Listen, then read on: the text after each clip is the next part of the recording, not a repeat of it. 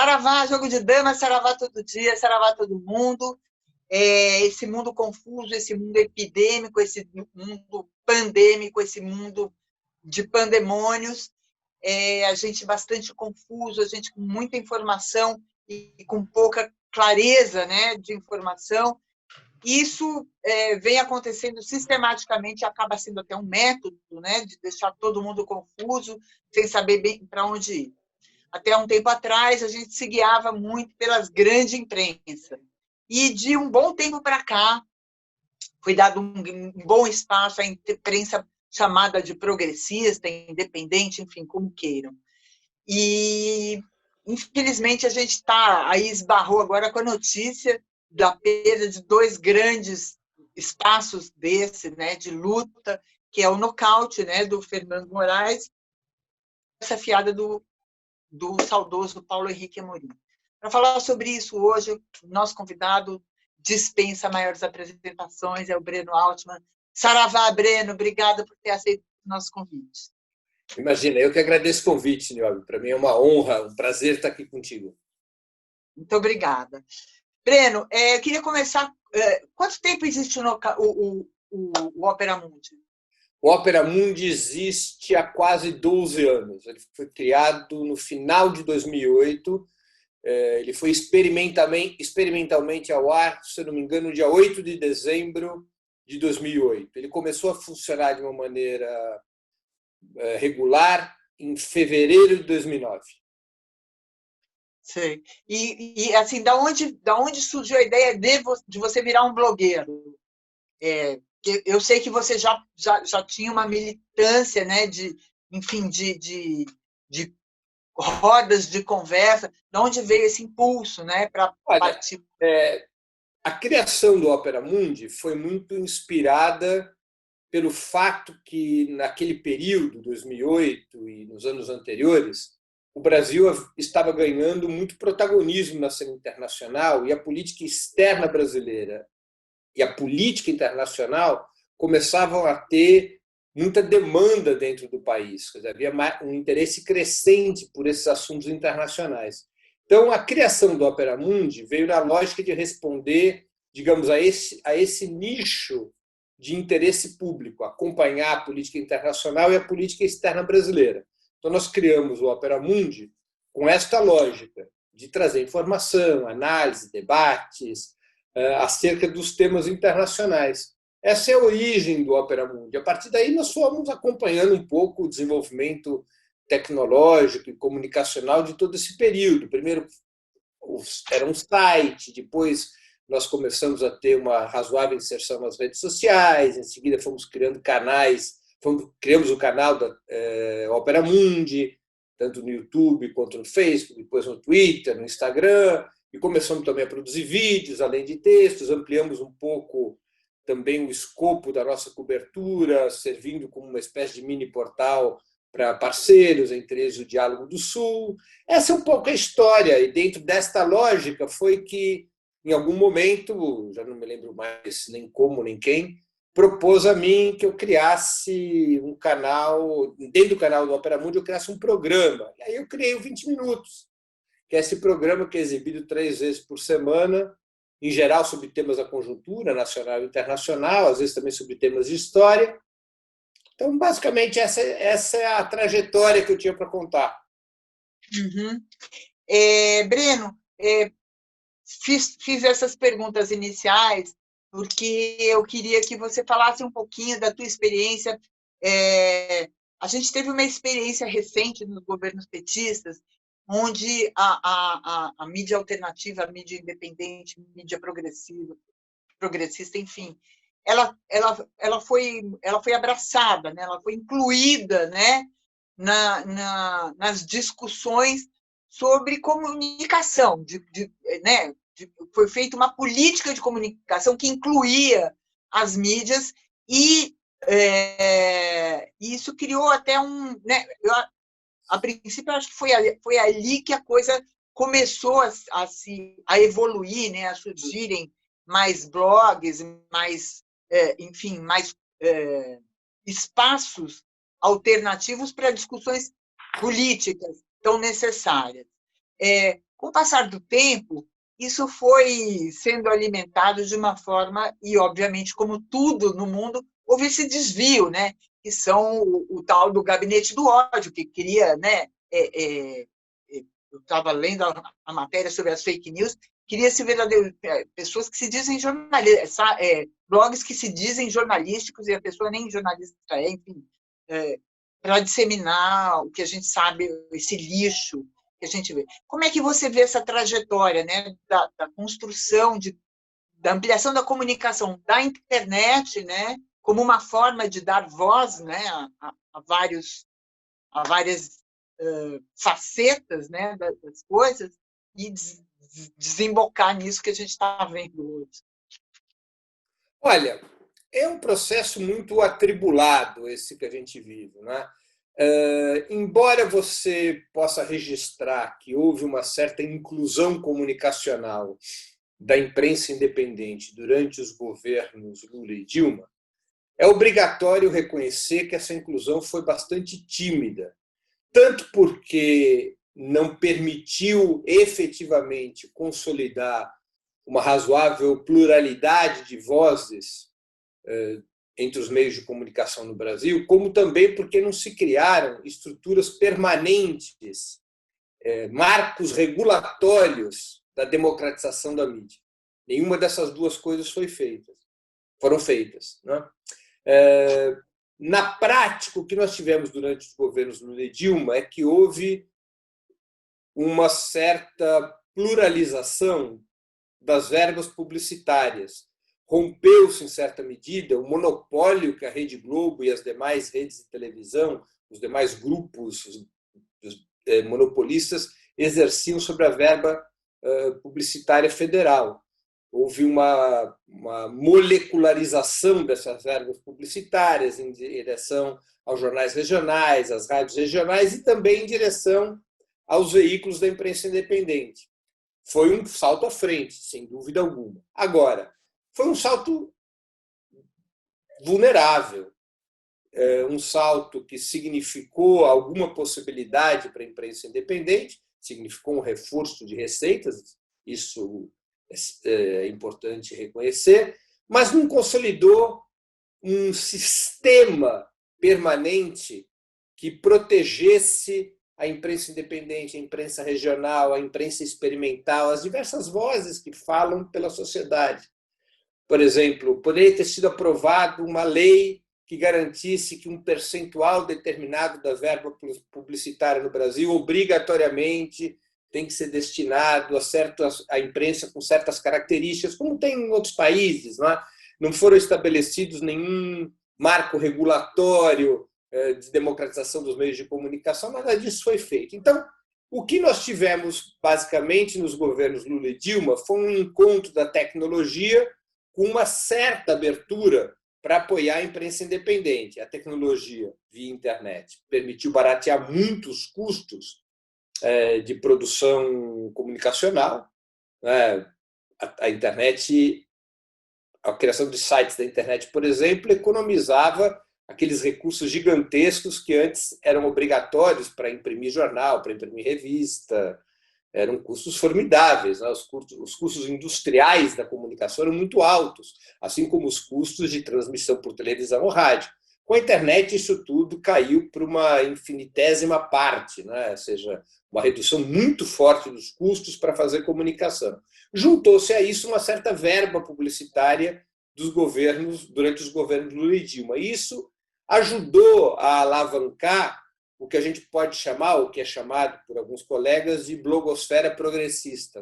Ele criou um campo progressista de comunicação.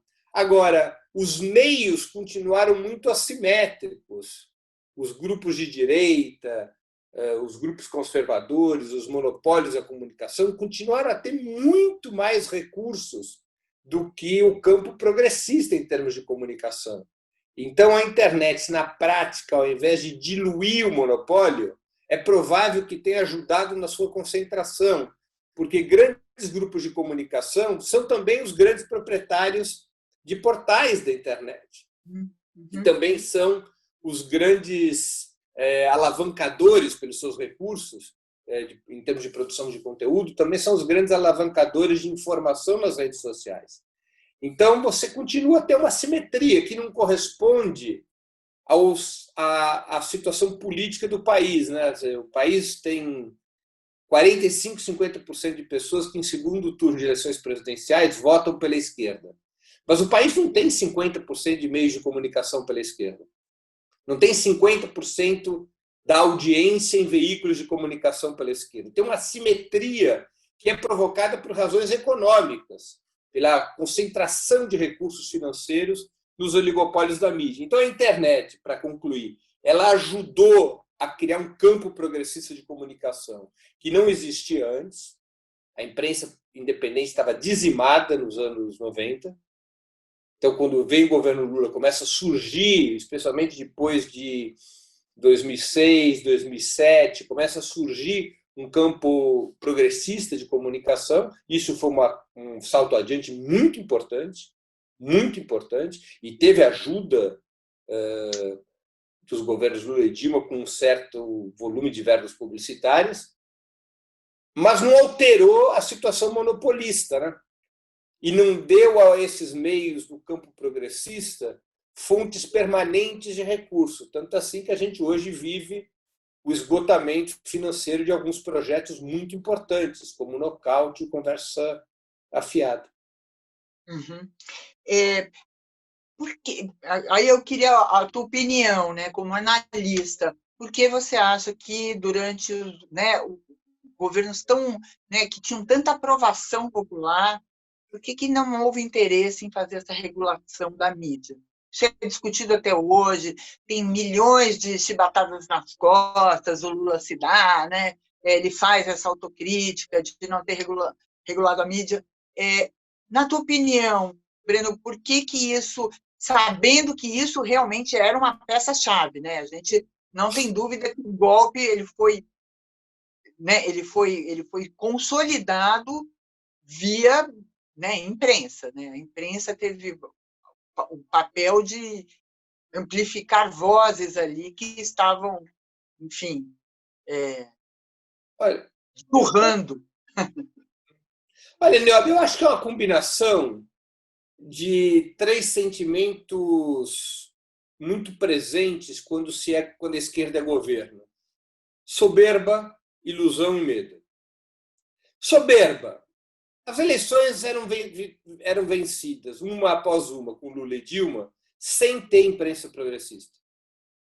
Portanto, a percepção é de que a imprensa conservadora tinha perdido influência, que ela não era capaz de determinar a consciência social.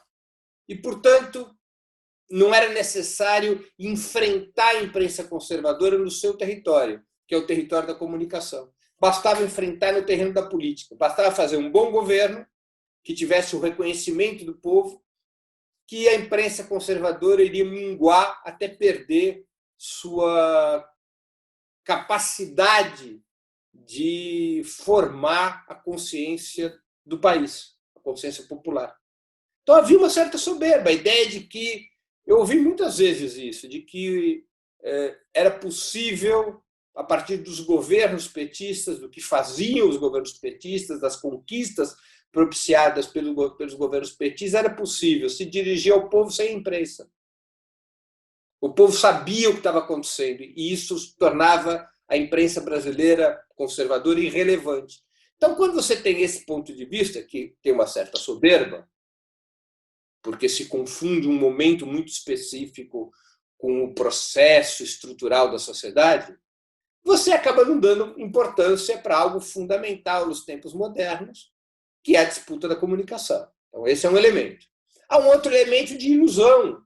A ideia de que, a partir da força que os governos Lula e Dilma tinham, a partir daquele período relativamente longo de prosperidade econômica que o país viveu, a partir do fato de que muitos empresários, com a expansão do mercado interno de massas, muitos empresários ganhavam dinheiro e eram os anunciantes dos meios tradicionais de comunicação, a partir dos diálogos estabelecidos com as empresas proprietárias dos meios de comunicação, no curso desse período relativamente próspero de desenvolvimento do capitalismo brasileiro, que tudo isso levaria a grande imprensa, chamada grande imprensa, a imprensa monopolista, se não a ficar favorável ao governo, mas a abrir espaço suficiente para o governo realizar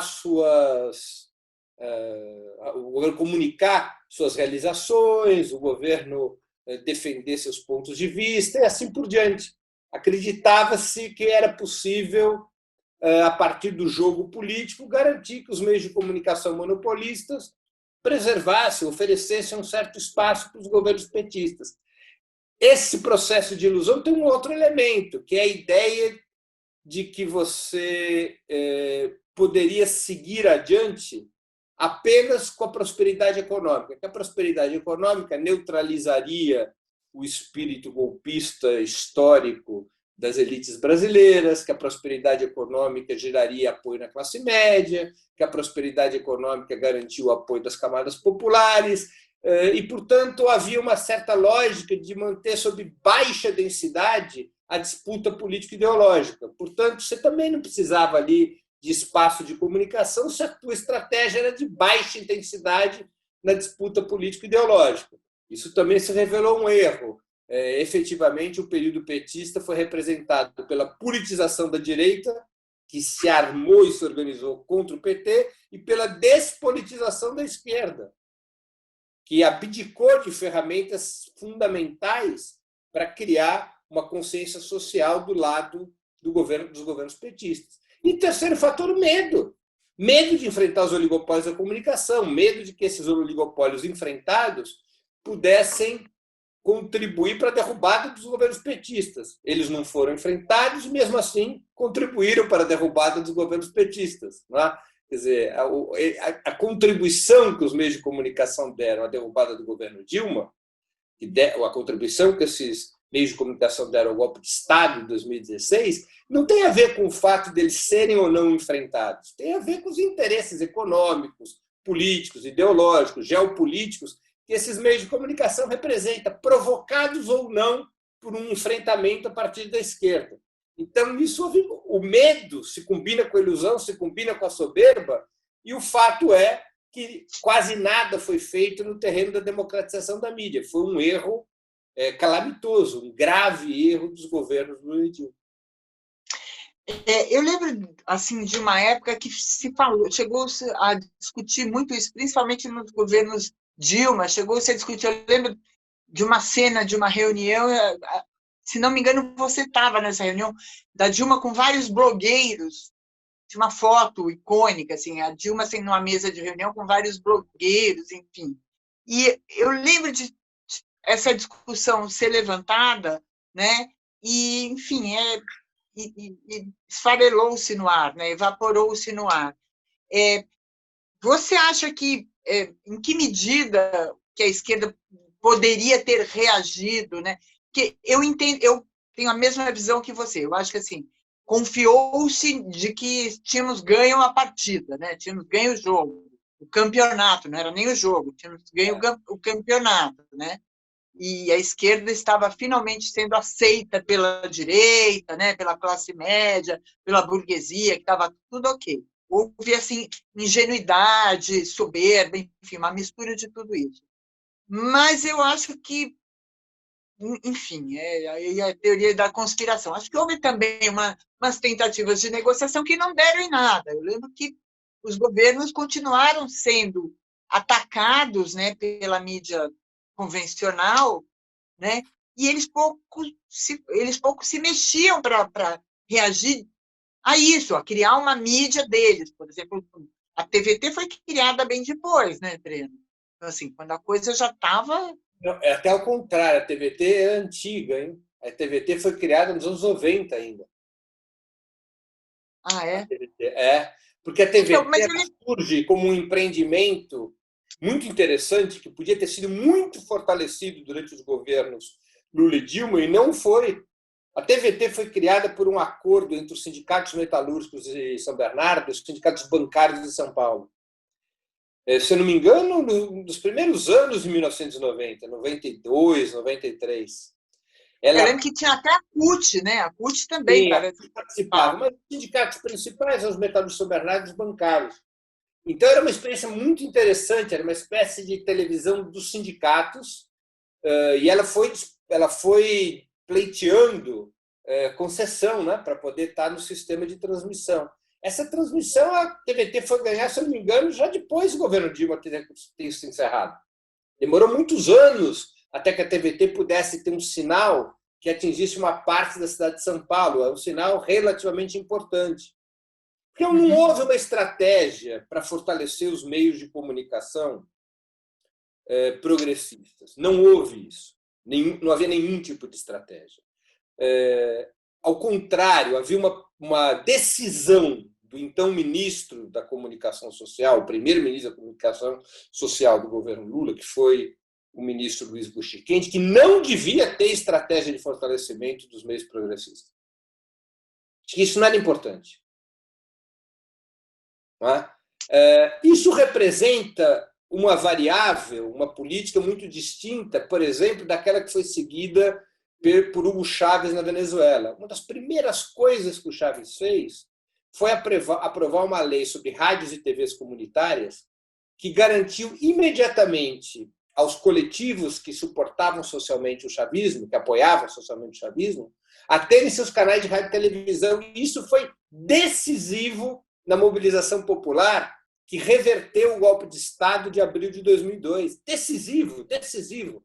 As multidões que eram convocadas para cercar o Palácio de Miraflores, exigindo o retorno de Chávez, eram convocadas por essas rádios e TVs comunitárias, que estavam protegidas por uma robusta legislação democratizadora. Aqui nada disso foi feito, ao contrário. Manteve-se um sistema de repressão às rádios comunitárias, não se estimulou isso, porque a lógica geral dos governos Lula e Dilma não estava baseado na ideia de que precisava preparar o povo, os sindicatos, os partidos, a opinião pública, para enfrentar a direita.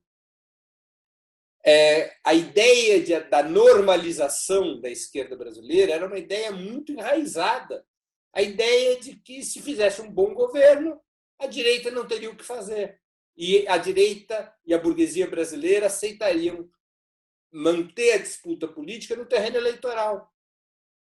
Simplesmente não se imaginava, e eu vou te dizer, não se imaginava até 2014, 2015, que a burguesia novamente poderia recorrer à contra-revolução e ao golpe de Estado para derrubar um governo legítimo.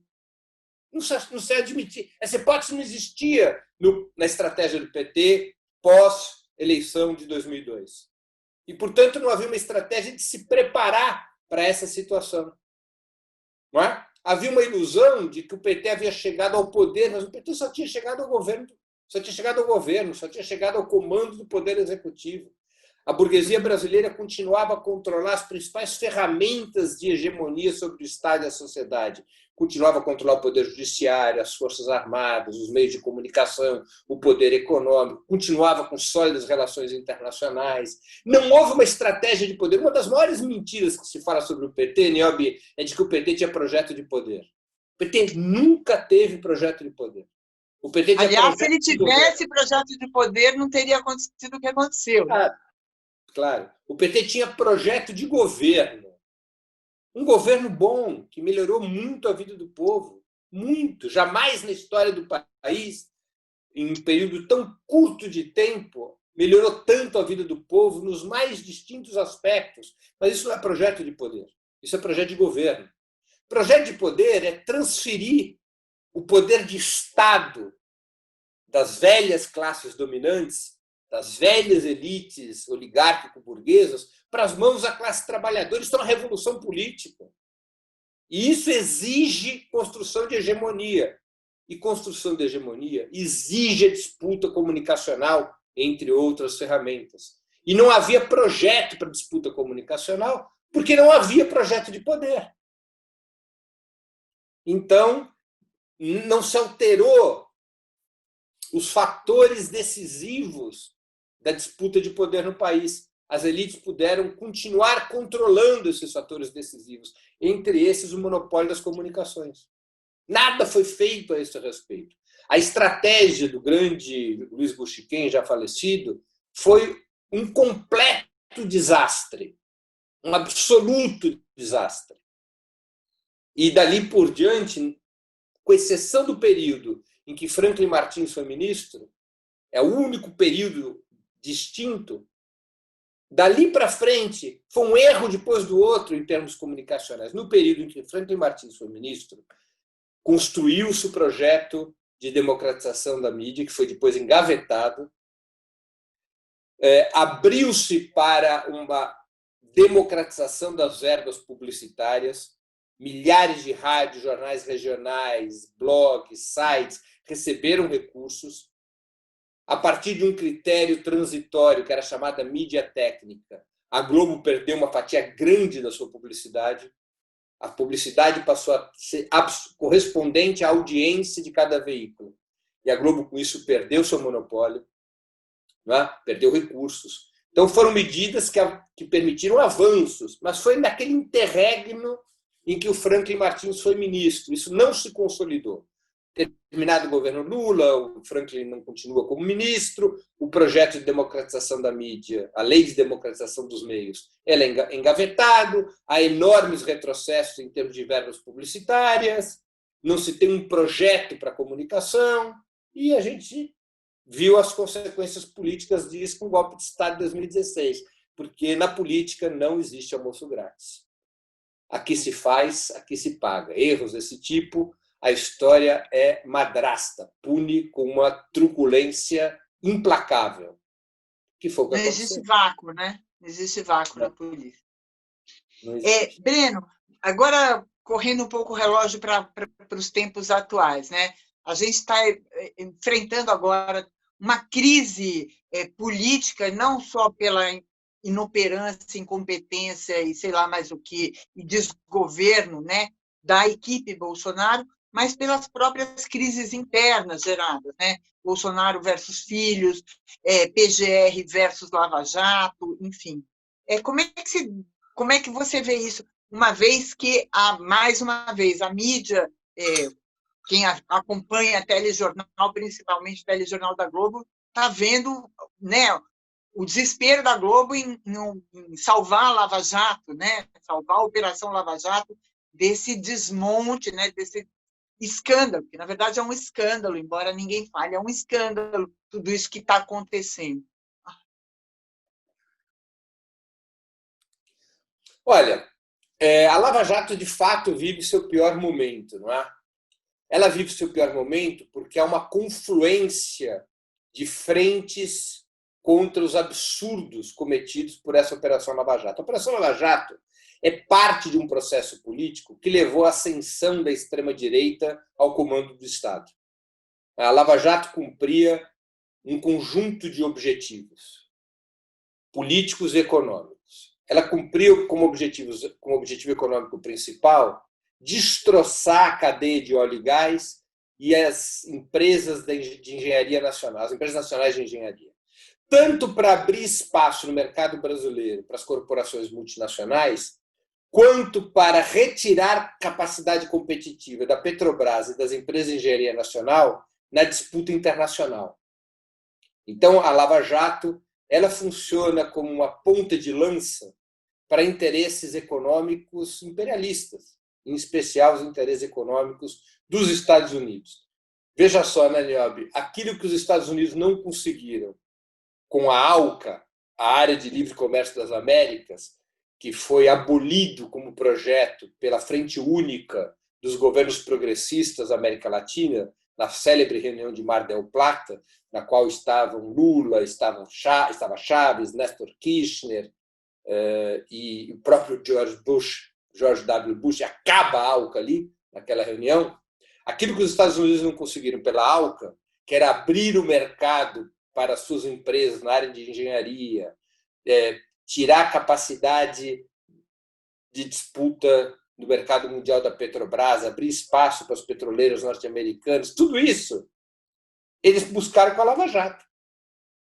Então tinha esse objetivo. A Lava Jato também tinha objetivos políticos muito claros, que eram fundamentalmente criar as condições para o golpe de Estado de 2016, levar a mobilização das camadas médias contra o governo Dilma. E, em seguida, criar na sociedade este clima antissistema a ser vocalizado pela ultradireita.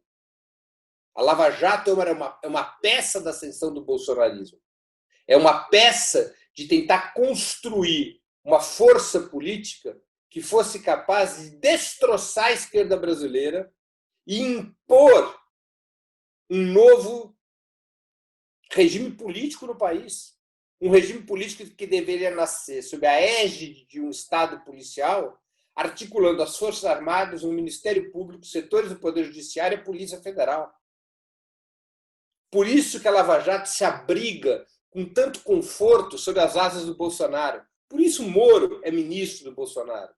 Por isso os procuradores da Lava Jato foram eleitores do Bolsonaro, já no primeiro turno. Então, essa era a situação que protegia a Lava Jato. Há uma ruptura no interior desse núcleo entre o Bolsonaro e o Moro. A partir dali, o Moro é inimigo do Bolsonaro. É inimigo porque o Moro pode dividir o eleitorado da ultradireita. E o Bolsonaro não quer isso. Para desgastar o Moro, ele tem que desgastar a obra do Moro. Ele tem que desgastar a Lava Jato. E aí ele libera o Procurador-Geral da República para atuar contra a Lava Jato.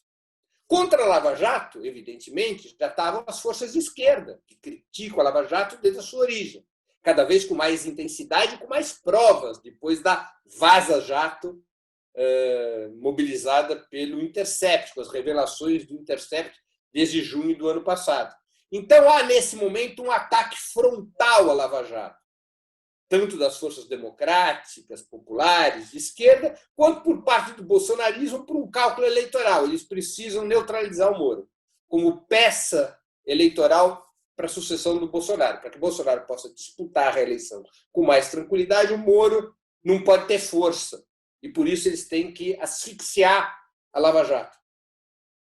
Também tem que asfixiar a Lava Jato, e aí forças da centro-direita vão se somando a isso, porque os tucanos paulistas foram atingidos. Tudo bem que eles foram atingidos quando já eram cadáveres políticos, como é o caso do Serra, do Aloysio Nunes, mesmo do Alckmin.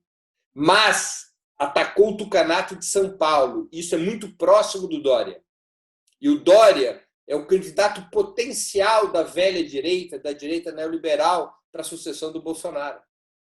Então, a Lava Jato, que antes conseguia incidir sobre o conjunto do tabuleiro político, encurralando da esquerda à direita todas as forças contra as quais ela se movia para construir um campo antissistêmico, que acabou sendo liderado pelo Bolsonaro, a Lava Jato agora se vê cercada por essas forças. Quem tenta sustentar a Lava Jato é principalmente a Rede Globo. A Rede Globo o faz tanto para preservar sua própria narrativa, porque a desmoralização da Lava Jato é a desmoralização da Globo, tanto também para preservar o Sérgio Moro, que a Globo ainda considera como uma carta importante, em função das pesquisas eleitorais, ainda considera como uma carta importante para a sucessão do Bolsonaro. O Moro, nas pesquisas, é o segundo em popularidade depois do Bolsonaro. Ele disputa com o Lula, quem está ali no segundo lugar das pesquisas sobre intenção de voto para 2022 ou para qualquer momento, né? As pesquisas estão sendo feitas hoje, elas registram a opinião das pessoas hoje, não daqui a 2 anos, evidentemente. Então, esse é o clima que se vive. Né? A Lava Jato passou a ser desfuncional. É disfuncional para o Bolsonaro, porque prestigia o Moro.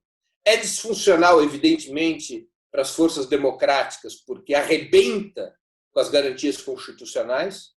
É disfuncional para o STF, porque desmoraliza a justiça brasileira, inclusive internacionalmente. É disfuncional para parte da direita neoliberal, porque atingiu alguns dos seus antigos caciques, repito, como Serra e Alckmin. Então, é uma situação em que a Lava Jato só segue sendo funcional para aqueles que se abraçaram a Lava Jato como uma batalha de vida e morte contra a esquerda brasileira. meios de comunicação como a Globo, ministros do STF como Edson Fachin, Luiz Barroso e outros, de entidades do Ministério Público, parte do Ministério Público vinculada à Lava Jato, não só de Curitiba, mas também do Rio, de São Paulo e de Brasília. Ela se isolou. Então, esse é o cenário que está em curso. É o momento mais frágil da Lava Jato. E, por ser o momento mais frágil da Lava Jato, nós podemos ter um pouco mais de esperança na reversão das suas sentenças absurdas. Ontem foi dia 4 de agosto, o STF, a segunda turma do STF, anulou a delação do Palocci nos processos contra o Lula. Não é pouca coisa. Por 2-1, anulou. Não votaram Carmen Lúcia, não votou Carmen Lúcia e não votou Celso de Mello. Votaram Lewandowski e Gilmar Mendes a favor de retirar a delação do Palocci e Edson Fachin contra. Mas isso revela que a Lava Jato entrou em declínio e que pode haver uma chance real e concreta da anulação das sentenças contra Lula, o que reporia a justiça e devolveria ao Lula seus direitos eleitorais, provocando uma mudança muito forte no cenário político do país. Breno, a gente está encaminhando para o final, mas eu queria já fazer 2 perguntas. Vou fazer uma, depois eu faço a outra. Tudo isso que você falou tem a ver com uma impressão que me fica, e que eu já perguntei a várias pessoas, enfim, sobre a judicialização, né, do poder. Na verdade, o Brasil está muito mais na mão do judiciário do que da própria presidência da República, né? A presidência da República faz um papel quase de rainha da Inglaterra, né? Muito mais simbólico diante da justiça. Isso ficou muito claro, né, nos processos, desde o processo do mensalão. Eu lembro muito, assim, já falei isso algumas vezes, na hora do jantar, quando as pessoas estão jantando com a televisão ligada, eu lembro do Jornal Nacional, assim, 10 minutos com sessões do STF, com aquele linguajar absolutamente inacessível, e eles falando e discursando, e as pessoas jantando, a família brasileira jantando, e eles falando, enfim, isso meio que foi inaugurado, né, a partir do mensalão. Ou seja, o judiciário tomou uma dimensão muito grande, inclusive na imprensa. E contra o judiciário, já dizem aí, não há quem recorrer. Quando você é atacado pelo Poder Judiciário, a quem você recorre? Que foi a situação que a gente viveu gravemente, né? Assim, recorrendo até a instâncias do exterior, né?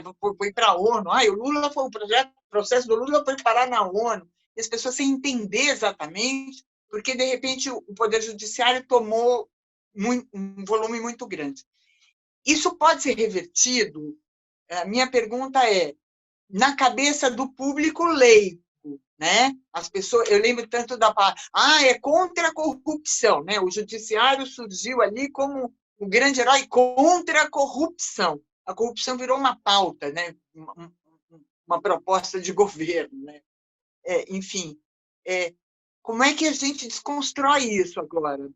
Breno, você vê possibilidade? O que a gente tem vivido no Brasil é um processo que também está em curso em outros países, que os especialistas chamam de lawfare, ou seja, a utilização da justiça como arma de remoção dos adversários políticos. Não é? A gente vive isso no Brasil. Isso só pode ser bloqueado pela mobilização social, pela mobilização popular, que é o que está acontecendo. Na verdade, a crise política do bolsonarismo leva ao questionamento da Lava Jato. O enfraquecimento político do bolsonarismo, que está nesse momento contido, mas nos meses anteriores foi visível, levou a uma situação que teve consequências no Poder Judiciário. Nós vimos uma divisão do bloco conservador. A direita neoliberal entrando em choque com o bolsonarismo. Nós vimos um processo pelo qual as camadas médias, que tinham votado em parte no Bolsonaro, para derrotar o candidato do Partido dos Trabalhadores, essas camadas médias começaram a bater panela contra o governo Bolsonaro.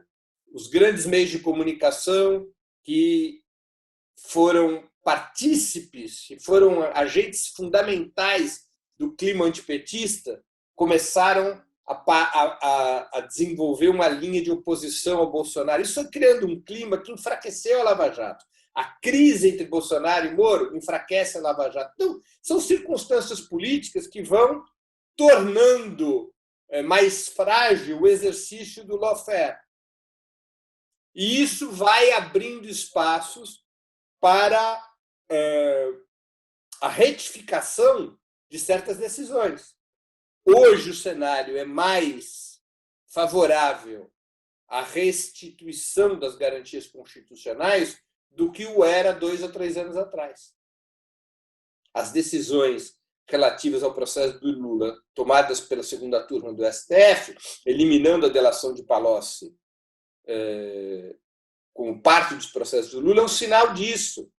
Os votos do Gilmar Mendes e do Lewandowski ontem foram históricos. O Gilmar Mendes desnudou o Sérgio Moro, diz com todas as letras, e Lewandowski também o fez, de que o comportamento do Moro foi suspeito, que foi um comportamento que visava interferir na vida político-eleitoral do país, que ele segurou a delação do Palocci por 3 meses para difundir às vésperas das eleições.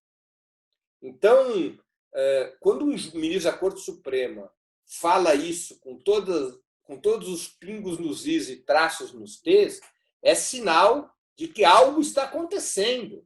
E esse algo que está acontecendo é uma crise política no país que se aprofunda e que debilita a base de sustentação da Lava Jato.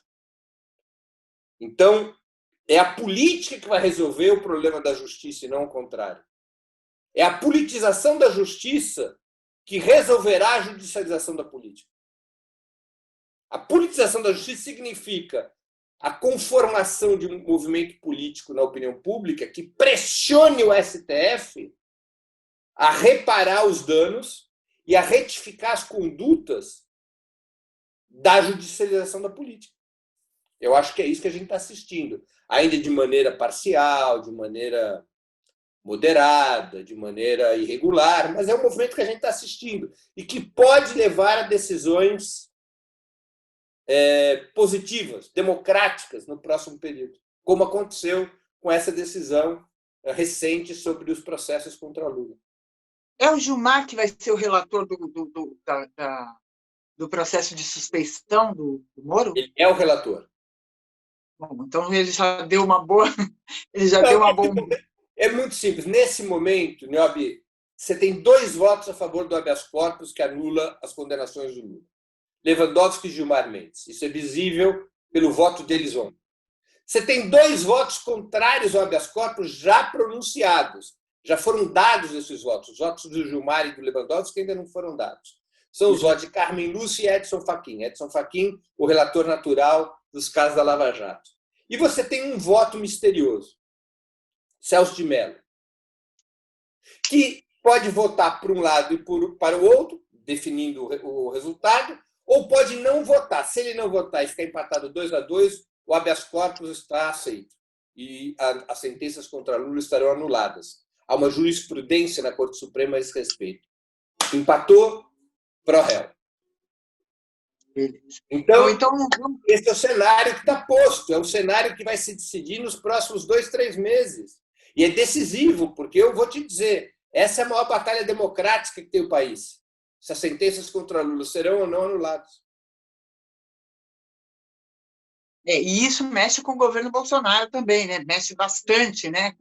Isso mexe com todo mundo, porque se o Lula tivesse seus direitos eleitorais repostos, ele é candidato a presidente da República em 2022. Nós vamos caminhar para 2022 com uma disputa de sangue, suor e lágrimas entre o neofascismo e o Lula.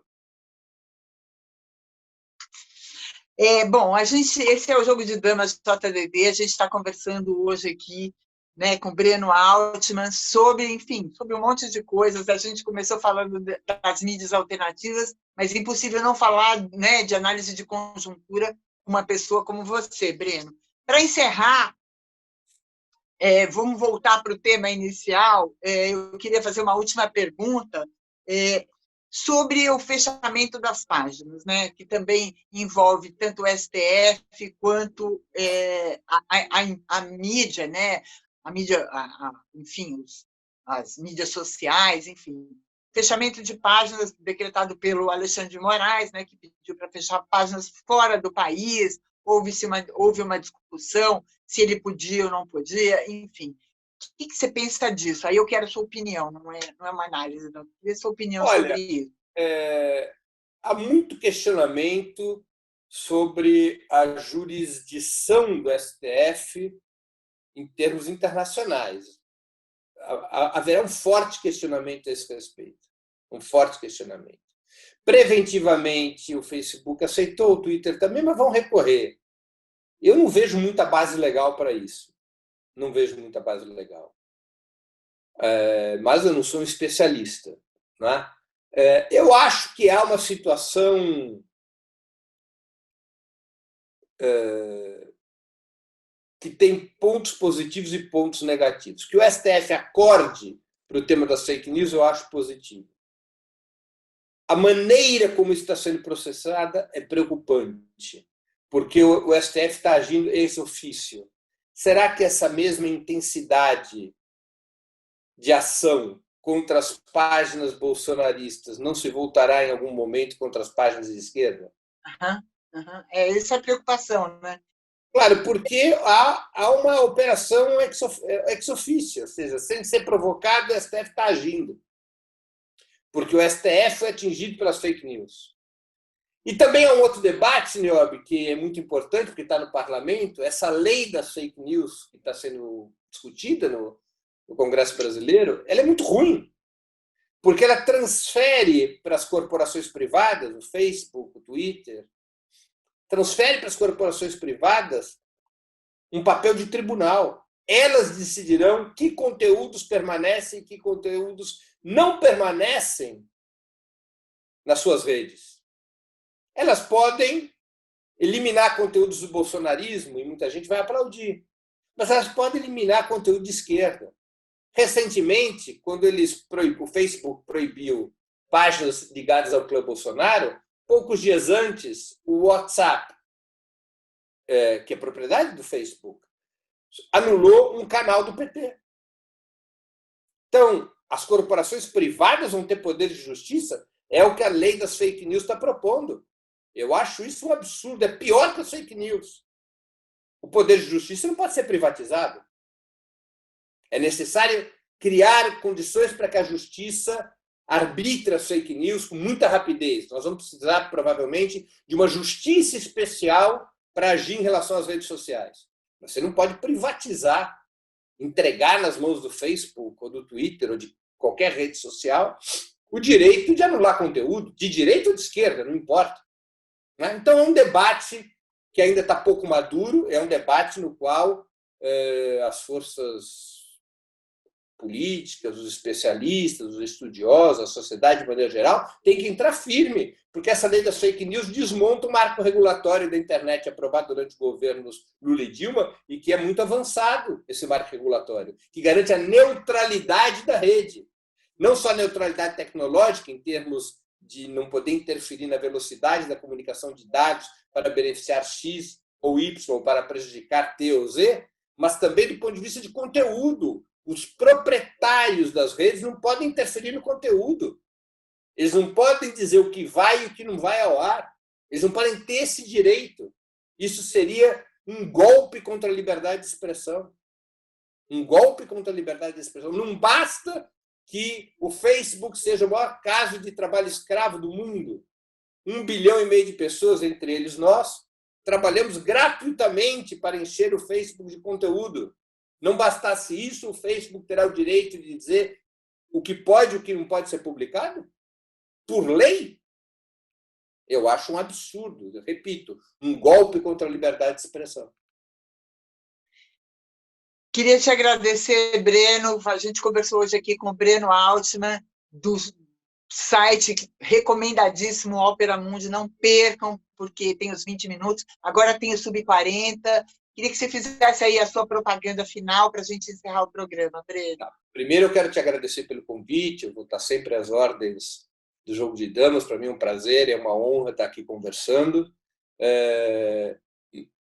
Eu quero destacar, já que me foi dada a oportunidade de marketing, o programa 20 Minutos ele é exibido sempre ao vivo, nas segundas, quartas e sextas, às 11 horas da manhã, nos canais do Opera Mundi, no Facebook, no Twitter e no YouTube.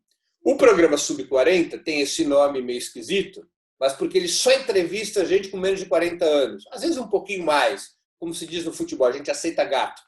Né? Gato é aquele sujeito que falsifica o documento para poder jogar nas divisões com menos idade.